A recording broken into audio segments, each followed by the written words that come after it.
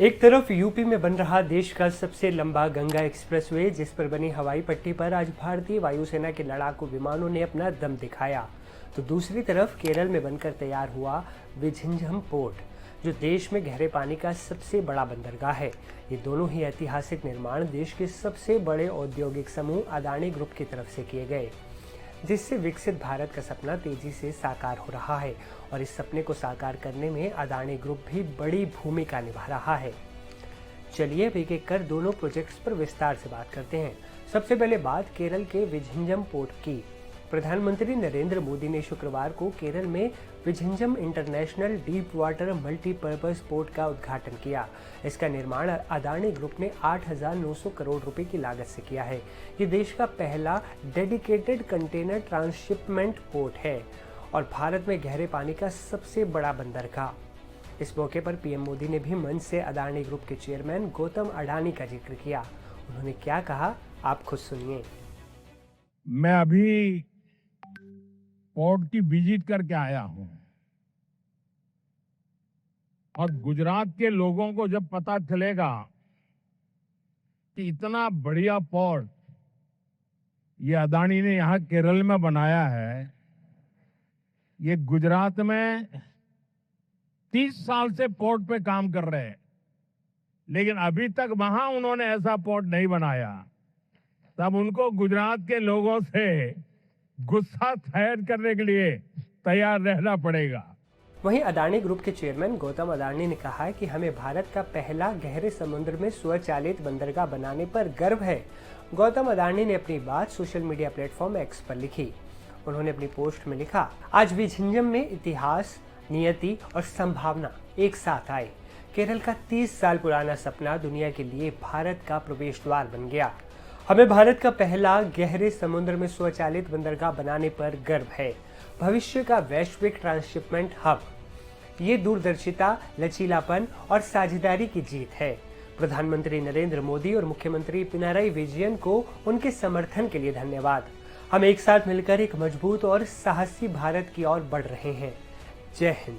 आपको बता दें कि इस बंदरगाह को Adani ports and special economic zone limited ने विकसित किया है। Adani ports and special economic zone limited यानी APSEZ भारत का सबसे बड़ा बंदरगाह डेवलपर है। ये अडानी समूह का हिस्सा है। वहीं APSEZ के मैनेजिंग डायरेक्टर करण अडानी ने कहा कि हम रुकने वाले नहीं हैं। अगर देश को 5 ट्रिलियन इकोनॉमी का टारगेट पूरा करना है तो ट्रेड को बढ़ाना ही होगा। We are still at a very nascent stage at trade. If country needs to move to $5 trillion economy, trade has to increase. If trade has to increase, where is the capacity? Where is the capacity in the country? We have to be enabler of the growth in the country, and we do believe that end of the day, whatever we are building today, it's not enough. Even today, what we are building is not enough. अब एक नजर में आपको जल्दी से Vizhinjam port की खासियत बताते हैं। विझिंजम पोर्ट अंतर्राष्ट्रीय समुद्र के रास्तों के बहुत पास है, सिर्फ 10 समुद्री मील की दूरी पर। ये बंदरगाह समुद्र तट से सिर्फ 1 किलोमीटर अंदर तक 18 से 20 मीटर की गहराई वाला प्राकृतिक जल क्षेत्र रखता है। इतनी गहराई होने के कारण यहाँ बड़े बड़े जहाज, मदर वेसल्स आसानी से आ सकते हैं। ये एक ऑल वेदर यानी सभी मौसम में काम करने वाला बंदरगाह होगा। यहाँ पर 24,000 TEU यानी 20 फुट इक्विवेलेंट यूनिट क्षमता वाले आधुनिक जहाज खड़े किए जा सकेंगे। ये बंदरगाह रेल और सड़क से अच्छी तरह जुड़ा हुआ है। सलेम और कन्याकुमारी को जोड़ने वाला नेशनल हाईवे 47 इस बंदरगाह से सिर्फ 2 किलोमीटर की दूरी पर है, जबकि राष्ट्रीय रेलवे नेटवर्क 12 किलोमीटर की दूरी पर है। वहीं त्रिवेंद्रम अंतर्राष्ट्रीय एयरपोर्ट सिर्फ 15 किलोमीटर की दूरी पर है। तो ये बात हुई विझिंजम पोर्ट की। अब आते हैं यूपी में बन रहे देश के सबसे लंबे गंगा एक्सप्रेसवे पर, जो मेरठ को सीधे प्रयागराज से जोड़ रहा है। इसी गंगा एक्सप्रेसवे पर शाहजहांपुर में एक ऐसी हवाई पट्टी भी बन रही है, जिस पर भारतीय वायुसेना के लड़ाकू विमानों ने शुक्रवार को अपना दम दिखाया। आपको बता दें कि मेरठ से प्रयागराज को जोड़ने वाले निर्माणाधीन गंगा एक्सप्रेसवे का बदायूं से लेकर प्रयागराज तक 464 किलोमीटर के एक्सप्रेसवे का निर्माण अदानी ग्रुप की तरफ से किया जा रहा है। इसी गंगा एक्सप्रेसवे पर शाहजहांपुर के जलालाबाद में 3.5 किलोमीटर लंबी हवाई पट्टी बनाई गई है।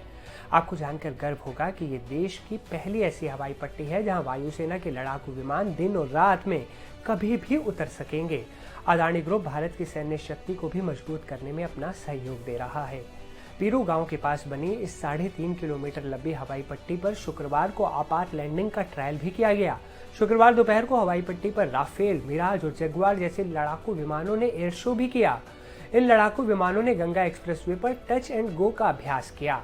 एडवांस मशीनों और हाईटेक टेक्निक से लैस अदानी ग्रुप के इंजीनियर्स एक्सप्रेसवे को पूरा करने में जुटे हैं।